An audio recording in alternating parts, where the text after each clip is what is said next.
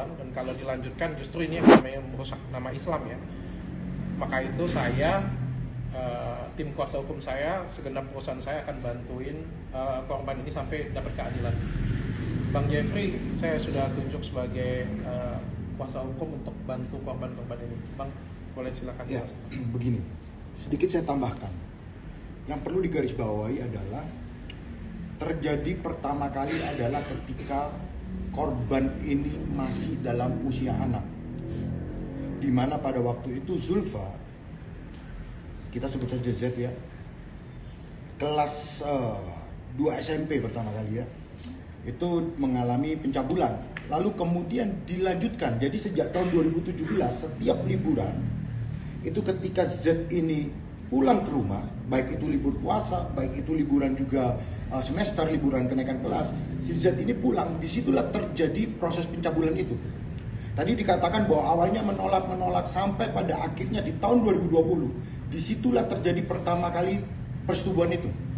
Dan sekali lagi usia Z masih tergolong anak. Ya, jadi ini adalah tindak pidana terhadap anak. Lalu kepada saudari S. Saudari S pertama kali mengalami adalah kelas 6 SD. Ini luar biasa, kelas 6 SD. Dan terjadi pertama kali persetubuhan adalah kelas 1 SMP, betul ya? Pertama kali persetubuhannya adalah kelas 1 SMP. Belum menstruasi bahkan. Belum menstruasi. Nah, ini kan tergolong tindak pidana yang luar biasa. Maka dari itu, tanggal 7 Juli kemarin, saudari Z telah melaporkan pelaku di Polres Metro Bekasi. Nah, harapan kami, Polres memperlakukan kasus ini secara atensi. Segera tangkap pelaku, segera tersangkakan dan ditahan. Kenapa? Kenapa ini bisa terjadi? Pertama begini, dalam dugaan tindak pidana pelecehan seksual atau persetubuhan dengan anak, itu pasti awal mulanya adalah relasi kuasa. Apa yang dimaksud relasi kuasa? Di mana salah satu pihak itu lebih kuat daripada pihak yang lainnya. Katakanlah nih, seperti contoh tadi saudari Z mengatakan, ini adalah ayah angkatnya dan dilakukan pada saat dia SMP kelas 2. Artinya pada saat itu yang lebih kuat adalah ayahnya dan Z ini adalah di posisi yang lemah. Jadi dalam posisi yang lemah tersebut tidak mungkin dia bisa melakukan pemberontakan.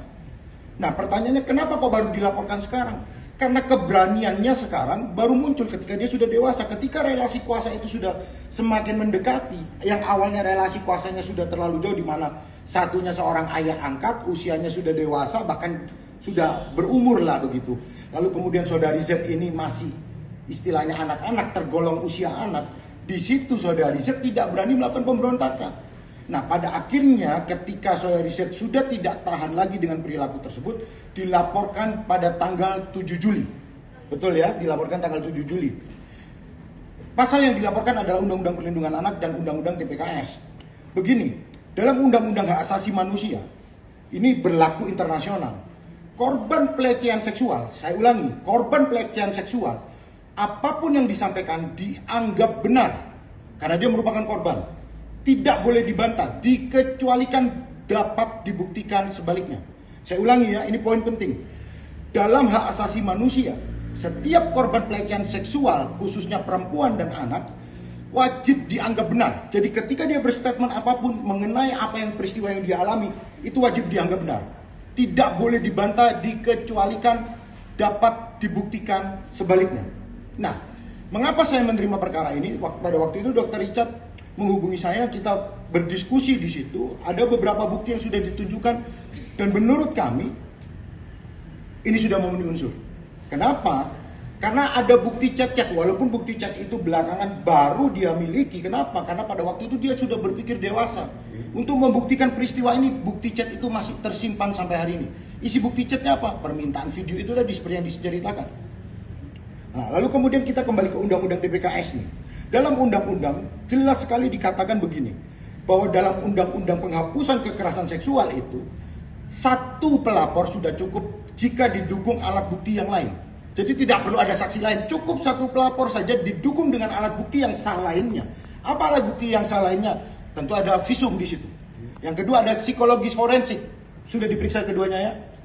Berdasarkan dua alat bukti itu, psikologis forensik dan kemudian ada visum et repertum dan keterangan korban sendiri, maka ini sudah bisa dinaikkan ke penetapan tersangka dan bisa dilakukan. Dari indikasi ada cuma 2 orang lagi, apa ada korban lagi nih kalau dari posisi? Ya, kalau dari cerita mereka ya kita nggak tahu ya. Bahkan korban Z sendiri itu dari 2 SMP, korban S dari kelas 6 SD. Tapi mereka baru tahu aja itu 1-2 bulan terakhir. Mereka aja baru tahu 1-2 bulan terakhir setelah cerita sama-sama ternyata sama-sama korban. Nggak tahu, kita nggak tahu. Tapi kalau dilihat dari tingkah laku sih, harusnya sih nggak mungkin 2 ini ya. Tapi saya pikir kita nggak usah ngitung korban deh, nanti kan keluar sendiri korban-korban yang lainnya kalau misalnya ini jalan ya. Tapi seperti kata Bang Jeffrey tadi, 1 aja sebenarnya sudah cukup, apalagi 2 dan bejat seperti ini ya. Ini dengan keluarga seperti ini loh, kalian bayangin nggak kalau nggak dengan keluarga? Apalagi ini kita bawa-bawa nama ulama ya. Kan kita juga belajar patuh, belajar nurut dengan ulama. Ini sangat mengerikan. Ini predator sih menurut saya. Dok, ini disebutkan tadi disebut oknum Habib. Apakah ini ruangan yang Sorry, bukan Habib, oknum ulama kiai ya. Dia disebut kiai ya, pada di kota Bekasi. Bukan Habib, kiai ya? Nah, Tapi dia punya pesantren atau pribadi apa gimana? saya nggak tahu. Cuma punya yayasan aja sih, yayasan Majelis Taklim Pengajian Rutin. Tapi kalau untuk tinggal sendiri sekarang di mana berarti? Lapor terus. Karena kalau sekarang sudah dilaporkan, tentu kita tidak bisa memberitahu di mana tempat tinggal daripada korban. Kenapa? Untuk alasan keselamatan dan ketenangan daripada korban. Yang pasti saat ini korban sudah berada di rumah yang aman, begitu, dan dalam perlindungan hukum dari Dokter Richard dan dari saya, begitu. Begini, perlindungan hukum tentu yang memberikan adalah kami tim kuasa hukum, tetapi Dokter Richard juga mensupport dari segala arah, dalam artian apa yang diperlukan oleh para korban, Dokter Richard akan mengusahakan untuk mensupport itu. Nah, tadi pertanyaan dari wartawan, apakah ada indikasi dari ada korban lain? Begini, ini juga momentum. Sekali lagi ini momentum. Dengan beraninya mereka speak up, dengan beraninya mereka berdua berbicara di depan publik mengenai apa yang mereka alami, mengenai dugaan tindak pidana persetubuhan dengan anak, maka kami juga menghimbau, mungkin ada korban-korban lain di sana. Silakan untuk bergabung ke Polres Metro Bekasi. Kami juga membuka diri, karena jangan sampai katakanlah di luar sana ternyata banyak korban yang lain, ya kami juga akan melindungi korban-korban tersebut sampai mendapatkan keadilan. Kenapa? Sekali lagi kami berdiri di atas kebenaran. Kami sudah melihat bukti-buktinya. Kalau di luar sana ada anak-anak yang lain atau perempuan-perempuan yang lain yang merasa juga korban yang sama dari terduga pelaku, silakan datang ke Polres Metro Bekasi untuk memberikan keterangan. Begitu. Bicara bukti-bukti fakta, kalau bicara seksual itu kan ada sumbernya dalam arti terutama video lah.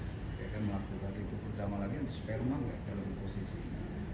Begini, sekali lagi ya, kita berbicara pembuktian tadi seperti yang saya katakan. Untuk membuktikan ketika mereka usia anak di kelas 2 SMA dan yang satu kelas 1 SMP, tidak mungkin mereka berpikir sperma itu mereka simpan. Tidak akan mereka berpikir seperti itu. Makanya tadi saya mengatakan ada relasi kuasa, di mana satu pihak lebih kuat daripada pihak yang lainnya.